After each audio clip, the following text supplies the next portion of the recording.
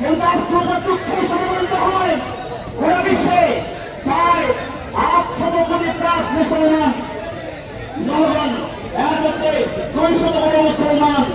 পুরো বিশ্বের জনসংখ্যার 88.90% মুসলিম, আর ইসরায়েলের ইহুদি সম্প্রদায় হল মাত্র 0.18%, অর্থাৎ মাত্র 1.5 কোটি।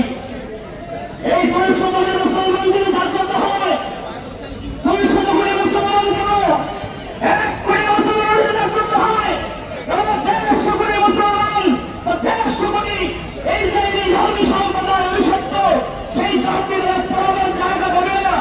এই জন্য আমরা থাকতে হবে।